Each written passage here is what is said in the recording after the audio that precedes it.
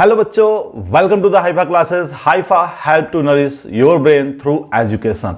हम सब यहाँ पे बच्चा एक्चुअली जुड़े हैं एक नए चैप्टर को लेके, that is your metal and non metal. But इस चैप्टर को स्टार्ट करने से पहले मैं आपको थोड़ा सा इंफॉर्मेशन दे देता हूं। अगर आप इस चैनल पे नए हैं तो हमने आपके लिए केमिकल रिएक्शन इक्वेशन और उसी के साथ साथ हेरिडिटी एंड वेरिएशन, जो काफी ज्यादा इंपॉर्टेंट बन जाता है हमारे एग्जाम व्यू से, ये दोनों ही लेक्चर्स बच्चा हमारे पार्ट वाइज एक्चुअली आपके हाइफा के यूट्यूब चैनल पे प्रेजेंस है। आप फटाफट जाके उन वीडियो को देखें अगर आपने नहीं देखा है, और अगर नए हैं तो बच्चे सब्सक्राइब करें और बेल आइकन को जरूर क्लिक करें जिससे आपको नोटिफिकेशन इमीडिएट मिलते रहे। बिना टाइम वेस्ट के बच्चा हम सब यहाँ पे एक्चुअली अपने चैप्टर के ऊपर आते हैं, that is a metal and non metal. Metal non metal को बच्चा अगर देखें तो हम इस चैप्टर को स्टार्ट करने से पहले हम इनके कुछ फिजिकल प्रॉपर्टीज के ऊपर ध्यान देते हैं। What is the means of the physical properties? Firstly आप इसको समझिए। Physical property in the sense when you observe to the any metals, आप जब किसी मेटल को देखते हो, टच करते हो, then how to feel it, है ना, आपके लिए उसका क्या फिजिकल अपीयरेंस हो जाता है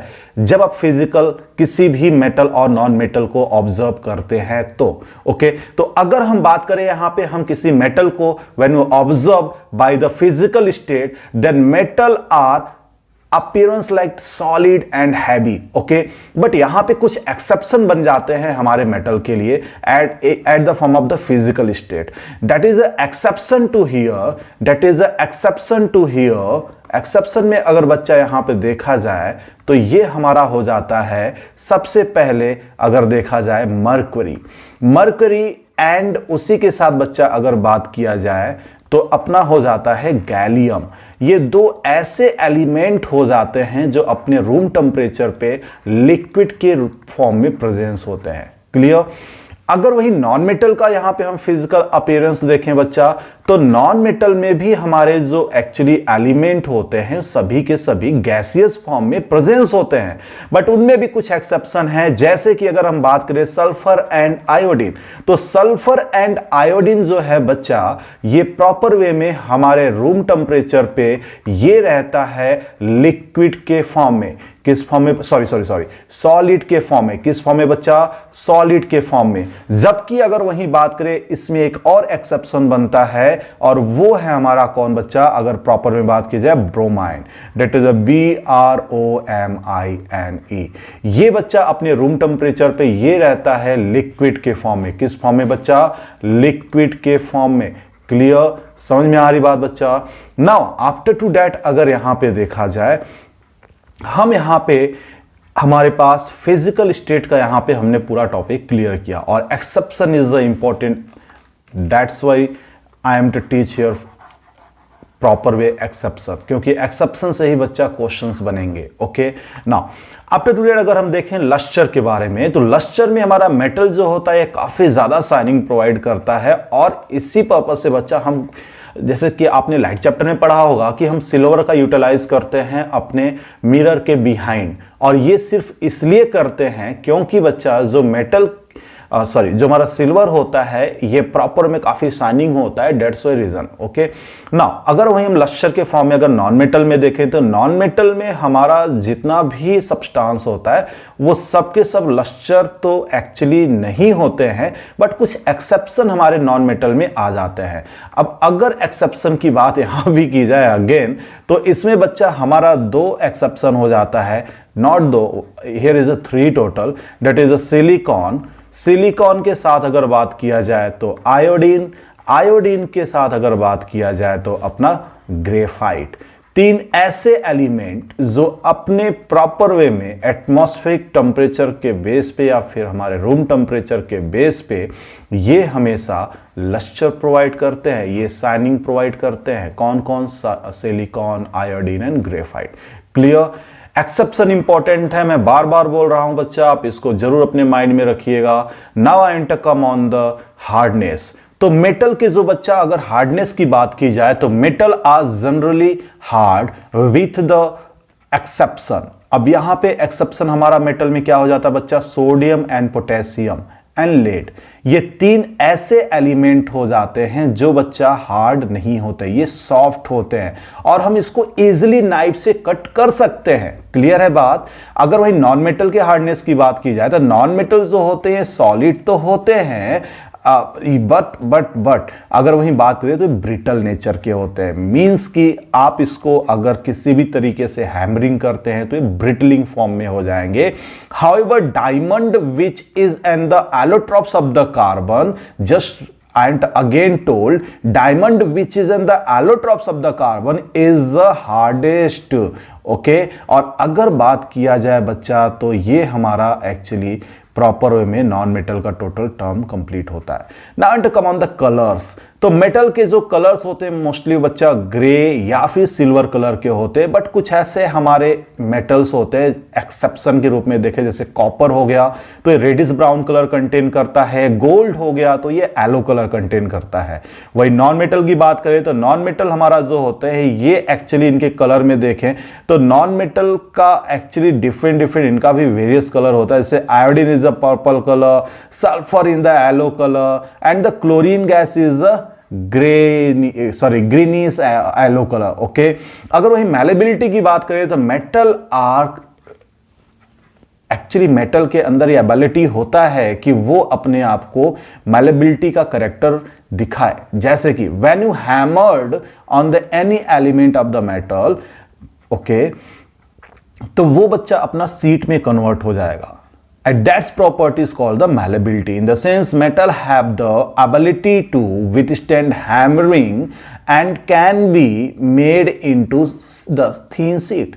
And that term is called the malleability. When is a non-metal, so non-metal cannot be made into the sheets. That's why reason is not contain the property of the malleability. Clear है बात। अगर वहीं बात की जाए ductility की, तो ductility बच्चा यहां पे प्रॉपर वे में हमारा डक्टिलिटी जो होता है ये एक्चुअली एक थीन वायर में फॉर्म होने की कैपेबिलिटी को कंटेन करता है। और अगर आपके नॉलेज के लिए बात किया जाए तो गोल्ड एक ऐसा हमारा एक्सेप्शन में अगर देखा जाए, गोल्ड एक ऐसा मेटल है जो प्रॉपर वे में हमारा यहां पे देखा जाए तो ये एक हमारे 1 ग्राम ऑफ गोल्ड में हम 2 किलोमीटर वायर का फॉर्मेशन कर देते हैं। That is good property of the ductility. जबकि नॉन मेटल में डक्टिलिटी का बच्चा कोई भी यहां पे करेक्टर ऑब्टेन नहीं होता है। Got it. So now after to that बच्चा I want to come on the next term, that is your, अगर देखा जाएगा तो बच्चा यहां पे हम सब बात करेंगे chemical reaction of metal. Chemical reaction of metal के ऊपर बच्चा देखें तो हम यहां पे सबसे पहले अपने जो भी हमारे मेटल्स हैं हम उनको सबसे पहले रिएक्ट कराने वाले हैं ऑक्सीजन एलिमेंट के साथ। किसके साथ बच्चा? ऑक्सीजन एलिमेंट के साथ।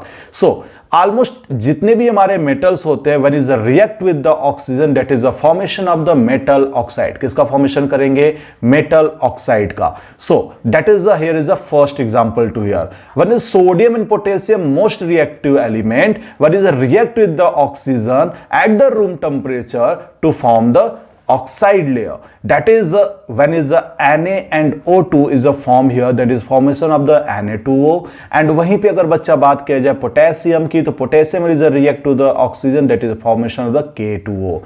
हमारे और भी ऐसे मोस्ट मेटेलिक ऑक्साइड हो जाते हैं बच्चा, जैसे कि अगर बात किया जाए तो हमारा यहाँ पे most metallic oxide are insoluble in water but some dissolve in water to form alkalis, like that sodium oxide, that is when is the react with the water, that is the formation of the sodium hydroxide, and sodium hydroxide is a form of base, that is the alkalis। and the potassium oxide when is a react with the water, that is also formation of potassium hydroxide। got it बच्चा। now I want to come on the next term, that is the magnesium। magnesium जो होता है बच्चा, these are the exception। magnesium की बात करें तो magnesium does not react with the oxygen at the room temperature, however on heating it burn in the air with the intense light and heat to form magnesium oxide। आपने बच्चा पहले chapter chemical reaction equation में बच्चा magnesium को आपने burn कराया था और वहां पे बच्चा मैग्नीशियम ऑक्साइड का फॉर्मेशन हुआ था। Got it. Now I ant come on the next term, that is your here on heating in air copper combined with oxygen to form black copper oxide, that is your copper with the react with the oxygen, that is a formation of copper oxide। what is the metal oxide are usually basic in nature अगर देखा जाए तो, but हमारे oxide such as aluminium oxide, zinc oxide, they react both acid and basis to form salt and water, hence they are amphoteric in nature. और इसलिए बच्चा हम इनको क्या बोल देते हैं, amphoteric in nature. Okay, so like that the aluminium oxide that is react with the HCl, that is the formation of AlCl3 with water release out. वहीं एल्युमिनियम ऑक्साइड का फिर से बात करें, अगर बेस के साथ रिएक्ट करता है तो ये हमें बना के देता है sodium aluminate, that is also formation of the hair water. तो अगर मैं बोलूं बच्चा कि in which type of metal oxide who is react with the base and acid both and the formation of the new compound, that term is called the amphoteric in nature of the metal oxide.